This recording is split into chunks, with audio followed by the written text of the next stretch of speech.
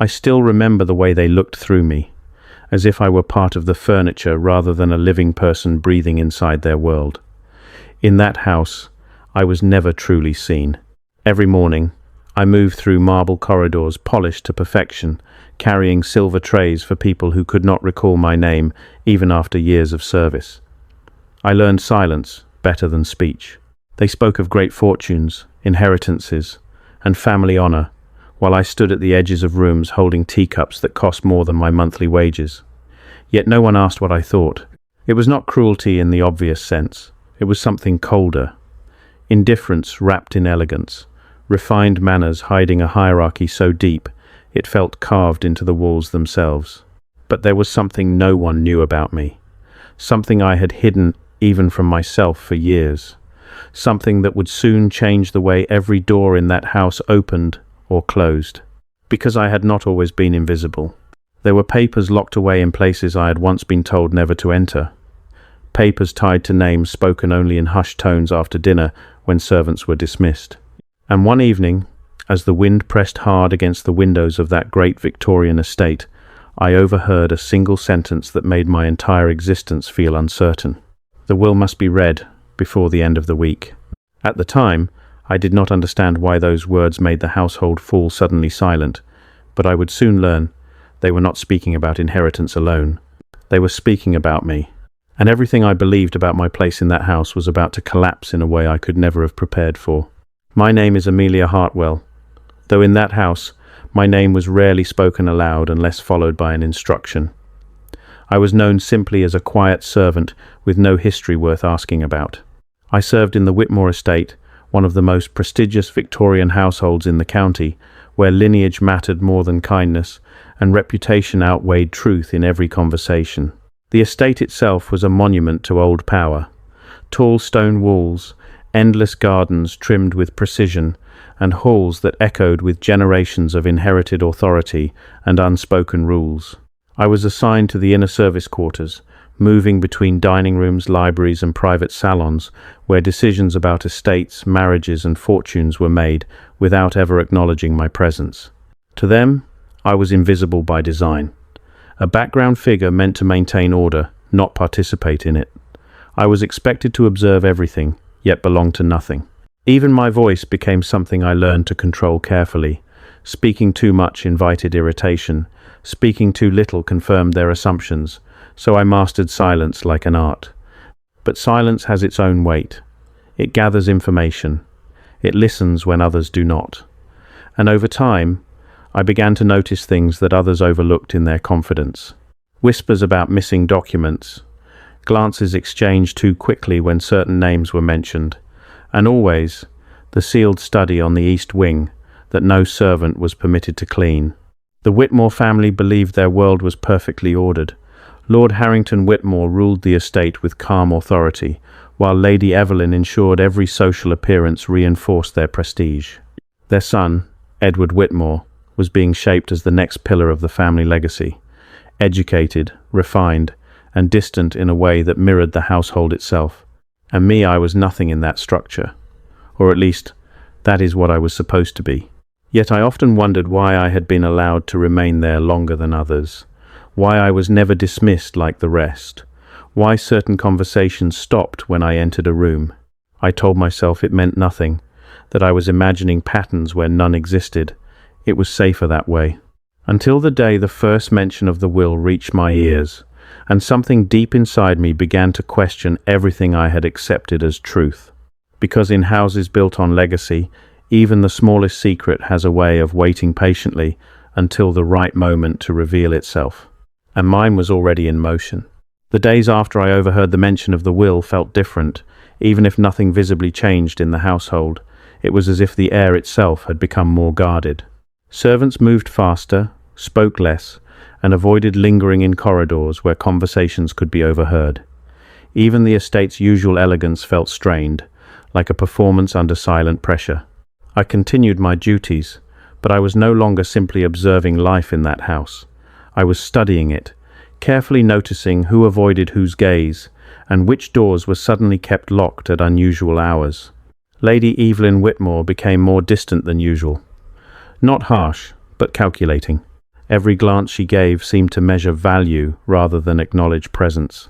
Lord Harrington, once composed and predictable, began spending long hours in the East Wing study, the same room no servant was ever permitted to enter under any circumstance. Even Edward Whitmore, usually indifferent to the household staff, started appearing in unexpected places, always watching, always thinking, as if something invisible was unfolding around him too.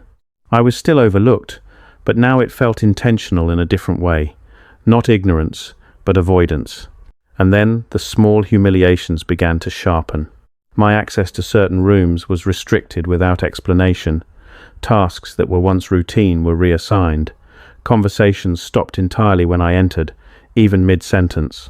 It was subtle enough that I could not openly question it. But the message was clear. I was being pushed further into invisibility at the exact moment something important was approaching. One evening, while delivering correspondence to the upper floor, I overheard a heated exchange behind a closed door. A voice I recognized as Lord Harrington's, tense and controlled, said, "If the will is read publicly, there will be consequences we cannot contain." Another voice replied, quieter but firm, "Then it must be handled before it reaches that stage." My breath caught without permission. Handled. Not discussed. Not resolved. Handled. I stepped away before I could be noticed, my hands suddenly unsteady on the tray I carried. But the weight of what I had heard followed me down every corridor. That night, sleep did not come easily. I kept replaying fragments of conversations, searching for meaning I could not yet fully grasp, because I began to understand something unsettling. The household was not simply preparing for an inheritance. It was preparing for a revelation that someone feared more than loss of wealth. And somehow, without knowing why, I felt that my name, my very existence, was quietly entangled in it. It happened on a morning that looked no different from any other. Grey light over the gardens, servants moving through their routines, the estate holding its usual silence. I was assigned to deliver a set of sealed letters to the East Wing, a task I had done countless times without incident. But that morning the corridor felt different, too quiet. Even the usual distant footsteps were absent, as if the house itself was holding its breath. When I reached the door to the study, it was slightly ajar. That alone was enough to make me pause. It had always been locked, always guarded by rules that were never questioned. Yet there it was, open by a fraction, as though inviting or warning. Inside, voices were present. I should have left immediately. That was the rule. That was survival. But something in the tone of urgency rooted me in place. Lord Harrington spoke first. "We cannot delay the reading any longer. The solicitor arrives tomorrow." Lady Evelyn replied, controlled but sharp. "Then we ensure it is read under the right interpretation. Nothing must shift out of our control." A silence followed, heavy and intentional. Then Edward's voice entered, quieter but different, less obedient than I had ever heard from him. "And what if the document does not say what you expect?" The room went still. My grip tightened on the tray in my hands. Then came the words that changed everything. "It does not matter what it says," Lady Evelyn answered coldly. "What matters is who is legally recognized when it is read." A pause. Then Lord Harrington added, almost reluctantly, "Amelia Hartwell must not be present under any circumstance." My heart stopped at my own name. Not spoken casually, not dismissed, mentioned as a point of concern. I stepped back instinctively, but the floor creaked beneath me. The conversation inside halted immediately. Footsteps approached the door, and in that single moment, I understood that whatever was in that will, it was not just about inheritance. It was about me. And now, I had been noticed. I moved away from the door before it opened, but my body didn't feel like it belonged to me anymore. Every step down the corridor felt uncertain, as if the house had changed its rules without warning. My hands were still trembling, though I kept them hidden beneath the folds of my apron. Years of discipline told me to remain calm. Years of silence told me to disappear. But my mind refused obedience. They had said my name, not as a servant, not as a passing inconvenience, but as someone whose presence could alter the outcome of something significant. I kept replaying it, trying to convince myself I had misunderstood, That fear had twisted simple words into something heavier than they were meant to be. Yet the memory stayed precise. Amelia Hartwell must not be present. Not a suggestion. Not a concern. A directive. I began questioning everything I thought I knew about my place in that estate. Why had I been allowed to remain there for so long? Why was I still there when others had been dismissed for less? I walked through the servants' corridors that day like a stranger inside my own routine. Every familiar object now felt suspicious, as if even the house was aware of something I wasn't. That night, I could not sleep. I sat by the small window of my quarters, watching the faint glow of the estate lights flicker across the gardens. It looked peaceful from a distance, but I no longer trusted appearances. If my name was tied to the will, then I had lived my entire life inside a truth that was only partially visible, and that realization was more unsettling than fear itself, because it meant I had been positioned deliberately, not forgotten, but placed. The thought forced me into a difficult tension. If I ignored it, I could continue living quietly, safely, invisibly. But something inside me had already crossed a threshold. Curiosity had become responsibility, and responsibility, I was beginning to understand, had consequences in a house like Whitmore. The question that haunted me most was simple, but unbearable. Who was I to them? Really? And why did the answer feel like something they had been preparing for years? I didn't know whether to run from the truth or walk directly into it. But I knew one thing with certainty. The estate was no longer just my workplace. It was a system built around a secret, and I was now inside its center. The following morning, I was summoned not by a servant, but by a written note bearing the Whitmore seal. That alone was enough to unsettle me. Requests like this were never meant for people like me. I was instructed to report to the library before midday. No explanation, no detail, only timing and expectation. The library was one of the most controlled spaces in the estate, a place of inherited knowledge, guarded silence, and private decisions made behind heavy oak doors. When I arrived, I found Edward Whitmore already there. He stood near the tall windows, light falling across him in a way that made him look both distant and strangely aware. Not the indifferent figure I was used to seeing during formal dinners. He did not acknowledge me immediately. Instead, he continued reading a document in his hand, as if my arrival was only an interruption he had expected. Finally, he spoke. "You were not supposed to hear that conversation." His voice was calm, but not dismissive, observant, measured. I did not answer immediately. Silence felt safer, but this time, silence felt like surrender. "I was delivering correspondence," I replied carefully. He turned slightly, studying me more directly now. "That is not what I asked." Something in his tone forced me to look at him differently, not as a member of the household hierarchy, but as someone actively assessing a situation. He closed the document and placed it on the table between us. "You heard your name," he said. It was not a question. A long pause followed. I felt the weight of denial sitting behind my teeth, but I didn't use it. "Yes," I admitted. For the first time, I saw something shift in his expression. Not surprise, recognition, as if my answer confirmed something he had already suspected. Edward walked slowly toward one of the shelves, running his fingers along the spines of old legal volumes. "The estate is preparing for a will reading," he said, "but not everyone will benefit from what is written inside it." I watched him carefully. "And where do I fit into that?" He stopped. That silence felt heavier than any answer he could have given. Then, finally, he said something that changed the direction of everything I thought I understood. "That is exactly what I intend to find out." And for the first time, I realized I was no longer standing outside the story of that house. I was inside it, with someone who might either help me survive it or expose me to its deepest truth. After that day in the library, nothing between Edward and me returned to how it was before.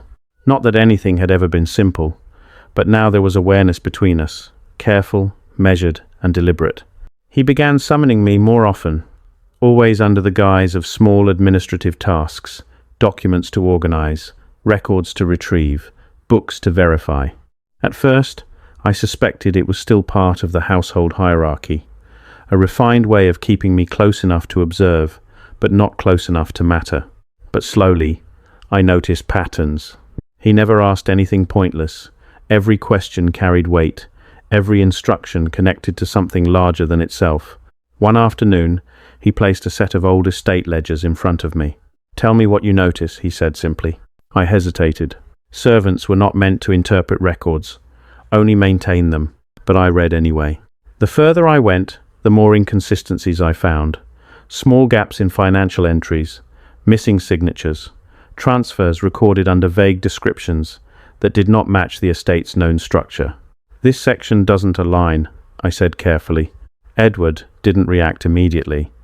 He only nodded, as if confirming something he already suspected. "You see it," he said quietly. That was the first time I realized he wasn't testing my obedience. He was measuring my perception. Over the next days, our interactions shifted into something I could not easily define.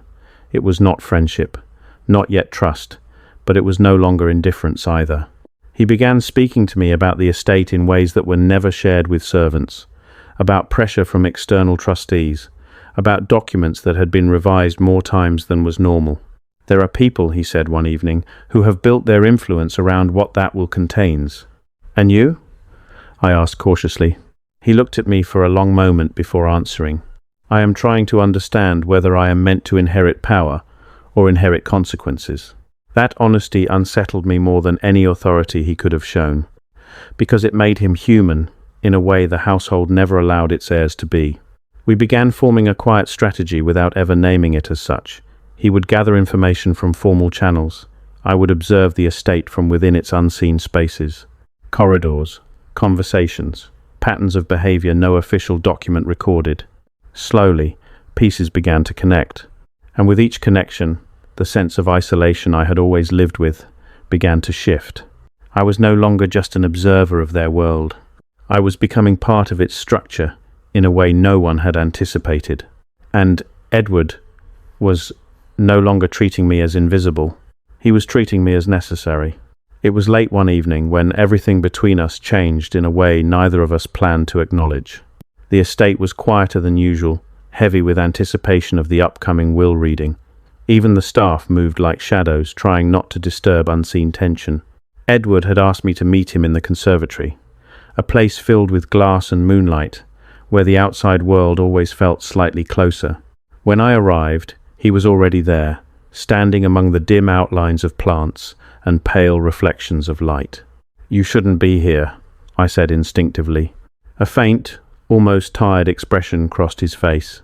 "That depends on what I'm trying to understand." I stepped closer, unsure why the air between us felt different tonight. Less formal, less guarded. He turned toward me slowly.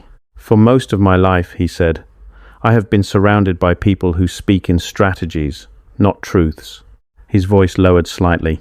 "You are the first person in this house who tells me what you see without trying to protect what I am supposed to believe." I didn't know how to respond to that, because I realized I had begun doing the same thing, seeing him not as an heir, but as someone standing inside expectations that were never fully his own. There was a silence between us that didn't feel empty. It felt like understanding forming without permission. "I don't know what this house is preparing for," I said quietly. Edward nodded. "Neither do I, but I know it is centered around you more than they want to admit." That sentence should have frightened me more than it did. Instead, it anchored something inside me. For the first time, I felt less like a forgotten presence and more like a point of convergence. He stepped slightly closer, not invading, but closing the distance enough that the conversation no longer felt distant. "If things collapse after the reading," he said, "I want you to trust that I will not treat you as they do." It was not a declaration of certainty. It was a promise made cautiously, as if even saying it carried risk. I looked at him for a long moment, and I realized something unsettling. My life in that house had always been defined by absence of recognition, of voice, of place. But now, something was forming where absence used to be, and it terrified me, because it felt like the beginning of significance. Not just in the estate, but in him. The days leading up to the will reading carried a tension that no one in the Whitmore estate could fully disguise anymore. Even the most disciplined servants spoke in lowered tones, as if the walls themselves might report them. Formal guests began arriving earlier than expected. Lawyers, family trustees, distant relatives who rarely appeared unless something significant was at stake. The estate, once a controlled private world, was turning into a stage for something far larger. I was no longer assigned ordinary duties. Instead, I was quietly kept within restricted areas, closer to Edward's orbit than the rest of the household. It was subtle but intentional, and it did not go unnoticed. Lady Evelyn Whitmore summoned me one afternoon, not through a servant but directly. I stood in her private sitting room, where every object seemed placed to communicate refinement and control. She did not ask me to sit. Her gaze studied me in a way that felt less like observation and more like assessment. "You have become involved," she said calmly. I kept my expression steady. "I am only performing assigned duties, my lady." A faint smile formed, but it did not reach her eyes. "Duties," she repeated softly. "That is what everyone tells themselves when they are closer to something than they should be." Her words were not accusatory, they were precise. She walked slowly around the room, continuing without looking at me directly. "There are matters within this estate that do not concern those outside the family structure," she said, "and certainly not those who were never meant to be part of it." My pulse tightened slightly, but I remained still. Then she stopped. "And yet," she added, "your name appears where it should not." That sentence landed heavier than anything before it, because it confirmed what I had feared. My presence was not accidental. It was recorded. Elsewhere in the estate, Edward was becoming increasingly distant from his parents.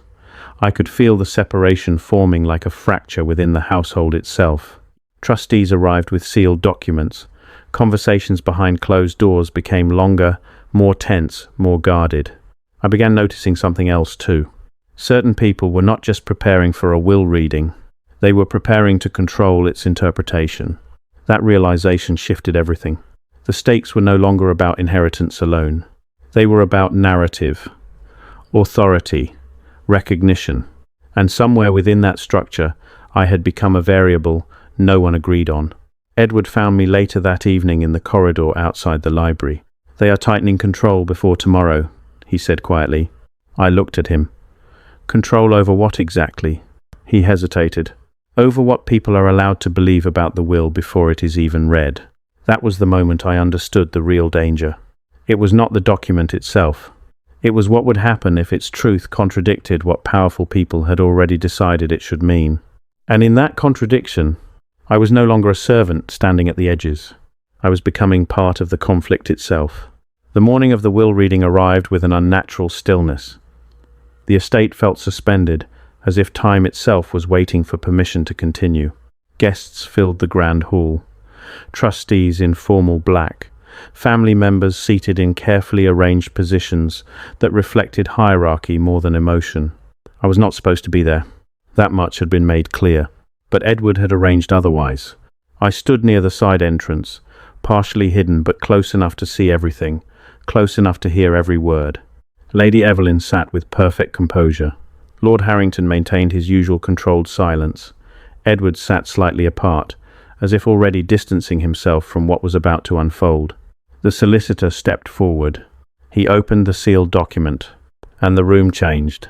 Not immediately in sound, but in energy, like something long contained had begun to breathe. The solicitor began reading. At first, it was expected. Distribution of property, legal formalities, a continuation of legacy. But then his tone shifted. There was a pause. He looked up briefly, then continued. A name appeared that caused immediate movement in the room. "Mine. Amelia Hartwell," he read aloud, "is to be acknowledged as a direct beneficiary under the terms outlined within this estate's final declaration." A ripple of confusion spread through the hall. Lady Evelyn's expression tightened instantly. Lord Harrington did not move, but his silence deepened. Edward turned slightly toward me, his expression unreadable. The solicitor continued. "The late arrangement confirms that Miss Hartwell's identity and placement within the Whitmore estate was not incidental, but legally designated under conditions of protected lineage acknowledgement." The words did not immediately make sense to me. Protected lineage. Acknowledgement. My breath felt shallow. The solicitor paused again, as if uncertain how to proceed, then added, carefully, "Her presence within the estate is not that of employment alone, but of designated inclusion within inheritance rights pending verification." The room erupted into controlled chaos, whispered arguments, shocked reactions, immediate attempts to interrupt interpretation, but I barely heard any of it, because everything I had ever believed about myself inside that house had just been rewritten in public. Edward stood slowly, and for the first time since I had known him, his voice carried through the hall without hesitation. "Stop," he said firmly. The room quieted. He turned slightly toward the solicitor. "Read it again," Edward demanded. "Every line. No interpretation. Only what is written." And in that moment, I realized the truth was no longer something hidden in documents. It was something actively being fought over, and I was standing directly inside the center of it. The hall remained frozen after Edward's command. Even the most influential members of the Whitmore circle hesitated, as if unsure whether authority had just shifted hands. The solicitor, visibly unsettled, adjusted his papers and began reading again, slower this time, more deliberate, as though every word now carried legal weight beyond interpretation. I stood where I was, barely aware of my own breathing. Every sentence reinforced the same impossible truth. My name was not a mistake. My presence was not accidental. I was written into the estate's structure in a way no one had acknowledged publicly until now. Whispers spread like cracks forming in glass. Some guests looked at me with confusion, others with calculation, a few with open disbelief, as if the rules of their world had briefly stopped functioning. Lady Evelyn Whitmore did not move at first, but I saw it in her posture, the subtle shift of control slipping away from something she had carefully maintained for years. Lord Harrington's expression tightened, but even he seemed forced into silence by the document itself. Edward remained standing, and for the first time, I did not feel invisible in that room. I felt unavoidable. The solicitor reached the final sections, his voice now carefully neutral. "Provision has been made," he continued, "for verification of Miss Hartwell's identity and formal recognition pending completion of archival confirmation within estate records." That word verification carried a strange weight. It suggested that what I was hearing was not revelation alone, but confirmation of something already recorded elsewhere. Edward turned slightly toward me again. His expression was no longer distant. It was focused, almost protective in a way that felt unfamiliar. "This changes everything," he said quietly. I didn't respond immediately. My thoughts were still struggling to align with reality. But something undeniable had shifted. I was no longer positioned at the margins of the estate's story. I was now part of its structure. After the reading concluded, the hall did not immediately disperse. People lingered, speaking in fragmented conversations, each trying to reinterpret what they had just witnessed in a way that preserved their understanding of control. Edward approached me once the crowd began to thin. For a moment, he didn't speak. He simply looked at me, as if seeing me without the filters of assumption for the first time. "You're not going back to the servants' quarters?" he said finally. It was not a question. I hesitated. "Where would I go?" He paused briefly. "Somewhere they can't quietly erase you from again." That sentence should have frightened me. Instead, it steadied something inside me. For the first time in my life, I was not reacting to decisions made around me. I was standing at the beginning of one, and for a brief moment, it felt like clarity, like control, like the world had finally admitted I existed. But beneath that fragile sense of arrival, something else was already beginning to move. It did not take long for the reaction to begin. By the next morning, the atmosphere in the estate had changed completely. The temporary shock of the reading had hardened into something sharper resistance. Not everyone accepted what had been revealed, and more importantly, not everyone intended to allow it to stand. I was summoned again, but this time not by Edward, and not by Lady Evelyn. This time, it came from the trustees. The room I entered was colder than the rest of the estate, less decorative, more functional, designed for decisions that did not require emotion. They were already seated when I arrived. 3 men, 1 legal advisor, and Lady Evelyn Whitmore. Edward was not present. That absence alone made my stomach tighten. The lead trustee spoke first, his tone carefully controlled. "Miss Hartwell," he said. "We are reviewing inconsistencies within the recent reading of the estate will." I remained silent. Lady Evelyn's voice followed, calm but sharpened. "There are questions regarding identity classification and documentation continuity." The words were structured carefully, not accusations yet, but direction. One of the trustees placed a folder on the table. "Records indicate no formal lineage registration matching your name within verified estate archives." A pause. Then the implication became clearer. They were challenging not the will, but me. I felt the shift immediately. What had been revelation was now being reframed as uncertainty. What had been acknowledged was now being questioned. And if they succeeded, I would become something unstable in legal terms. Something removable. The lead trustee continued. "Until verification is complete, all privileges extended to your access within the estate are suspended." That word privileges felt intentional. It reduced everything I had experienced into something temporary, reversible. Lady Evelyn finally looked directly at me. "There are structures in place for misunderstandings," she said softly.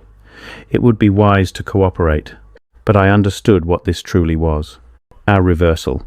A controlled effort to restore order before the truth could settle.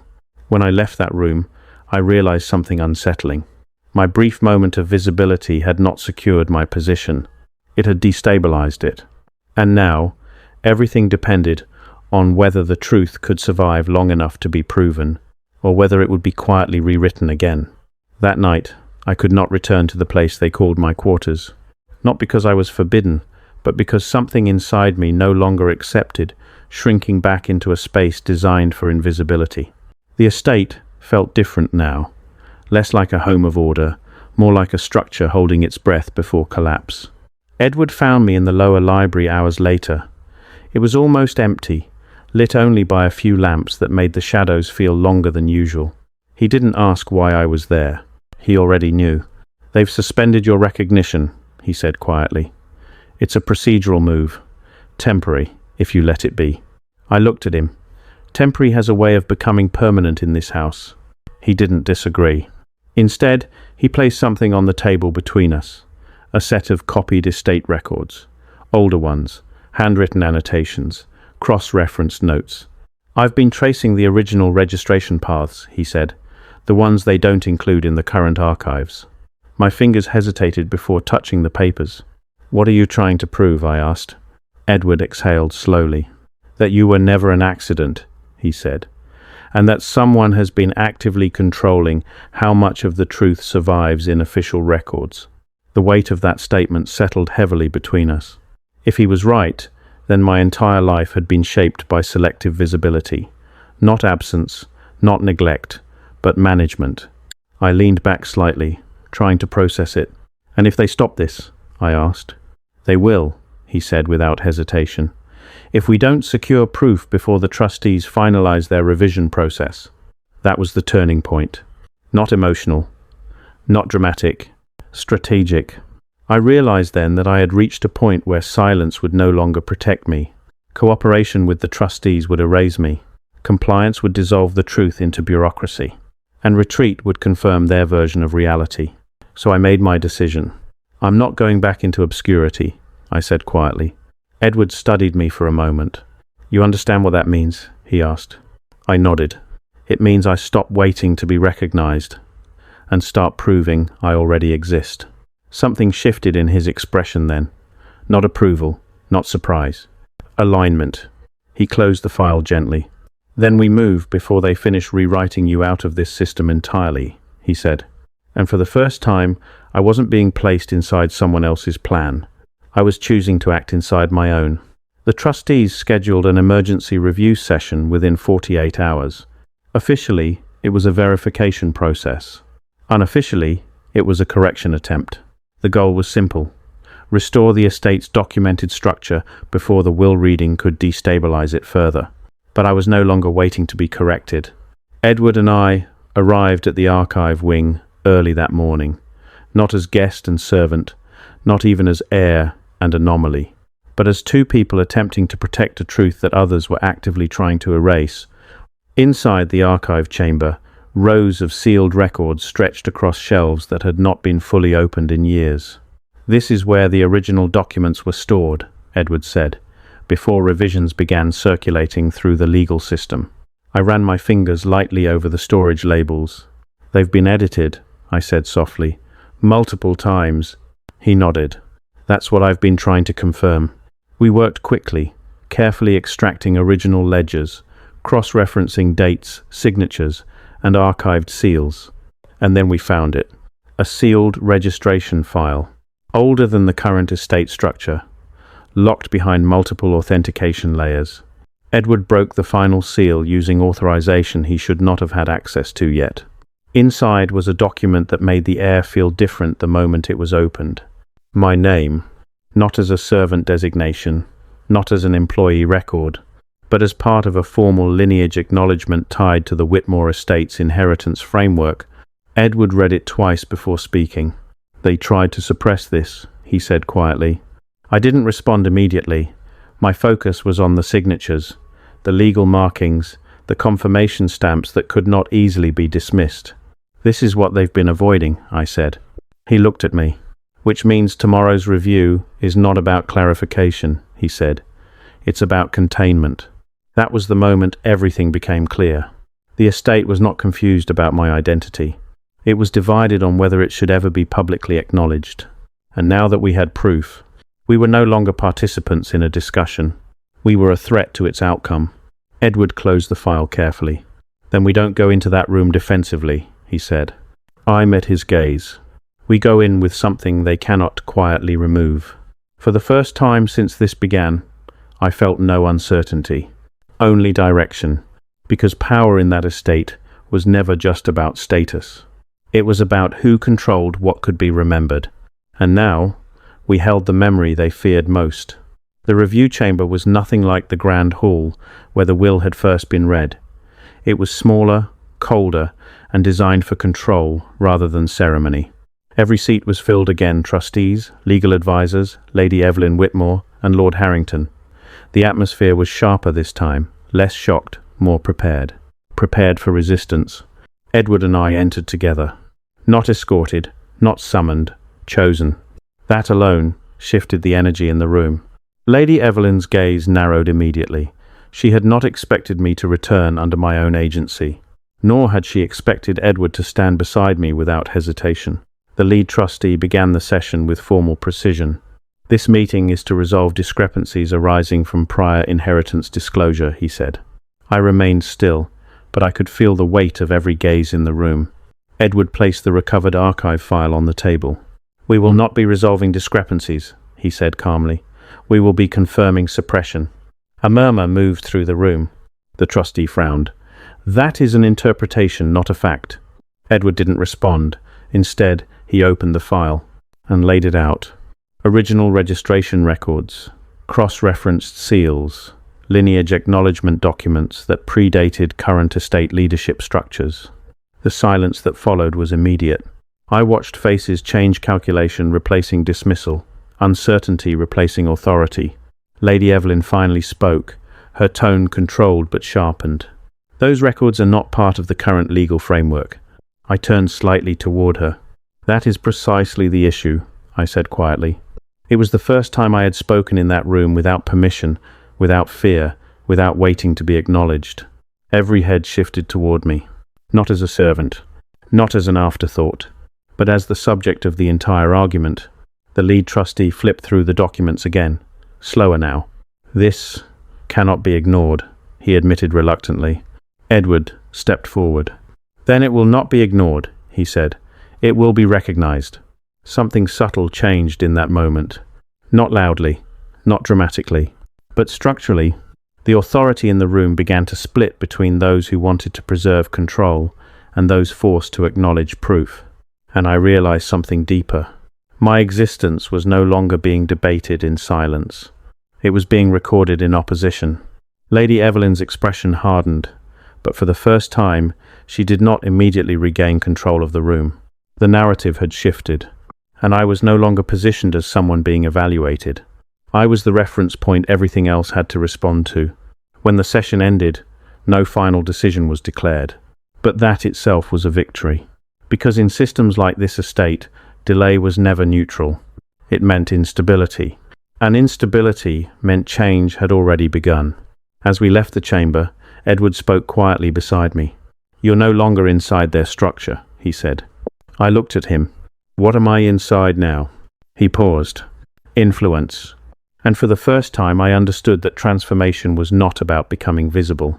It was about becoming impossible to ignore. Years passed after the Whitmore estate case quietly reshaped itself from within. Not overnight, not dramatically, but steadily, like a structure forced to rebuild its foundations under pressure it could no longer suppress. The records were officially amended. My name remained, not as a footnote, but as a recognized part of the estate's historical lineage structure, permanently embedded into its legal and archival system. I no longer served in silence. I worked within the governance of the estate's inherited holdings, overseeing documentation, integrity, ensuring no future manipulation of records could occur without traceability. Edward transitioned into leadership with a different kind of authority than his predecessors. Less absolute, more transparent. The estate itself changed over time. The rigid hierarchy softened into something closer to structured accountability. Old traditions remained, but unchecked control did not. And I was no longer positioned at the margins of it. I became part of its oversight. There were times I walked through the same corridors I once moved through unnoticed, and I remembered how small the world felt when I was expected not to exist within it. Now, those same corridors responded differently, not with reverence, but with recognition. What stayed with me most was not the inheritance itself. It was the shift in what inheritance meant. It was no longer just wealth or title. It was truth preserved, challenged, and finally allowed to remain visible. Edward and I rarely spoke about the past directly anymore. There was no need. Some things do not require repetition once they have fully changed form. The estate had become something different from what it once was, and so had I. What began as invisibility had transformed into permanence, not because I demanded it, but because it could no longer be removed without breaking the system that had once ignored me entirely. And in that realization, I understood something quietly powerful. Legacy is not only what is left behind, it is what survives attempts to erase it. I sometimes return to the oldest part of the estate when no one expects to find me there, not because I miss who I was, but because I want to remember how fragile my existence once felt inside these walls. There is a particular corridor where the light still falls the same way it did years ago, soft through tall windows, brushing across stone floors that once carried my silent footsteps. I stand there longer than necessary, not as a servant anymore, not as someone waiting to be noticed, just as someone who once existed in the margins of a world that insisted on overlooking her. The strange thing about transformation is that it does not erase memory. It sharpens it. I remember the silence more clearly now than I ever did while living inside it. I remember how carefully I learned to move, speak, and exist without disruption. And I remember the moment everything began to shift, when a name spoken in a locked room changed the direction of my entire life. Sometimes I think about how easily I could have remained invisible if I had never overheard that conversation. If I had never been forced to ask what I was to them, but I did. And the answer was never simple. Edward still walks these halls too, though differently now. There is less distance in his presence than there used to be, less separation between authority and awareness. We do not speak often about what happened in those first days. There is no need to revisit what already reshaped us. But there are moments, brief ones, where we understand without speaking. Because some truths do not live in words. They live in the way a person stands in a room after surviving something that once tried to define them incorrectly. I used to believe being seen was the end of something. Now I understand it was only the beginning of responsibility. And sometimes, late in the quiet hours of the estate, I wonder about the version of me who once believed silence was safety. She feels distant now, not lost, just transformed. There is a lesson buried inside every system, built on hierarchy, tradition, or inherited power.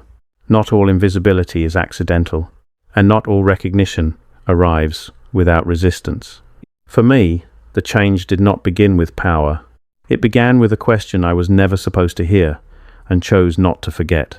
Identity is often treated like something given, but sometimes it is something uncovered, layer by layer, under pressure, under scrutiny, under truth that refuses to stay buried. What I learned is simple, but not easy. When your existence is written out of a story, the hardest act is not fighting back. It is refusing to disappear. And when truth finally surfaces, it does not only change your position, it changes everything built around your absence. If this story stayed with you, tell me in the comments what moment felt the most powerful or unexpected. And if you enjoy cinematic, emotional storytelling like this, consider subscribing for more stories that explore power, identity, and transformation in unforgettable ways. Because every story like this asks the same question in the end: who gets remembered and who gets rewritten? And your answer might say more than you think.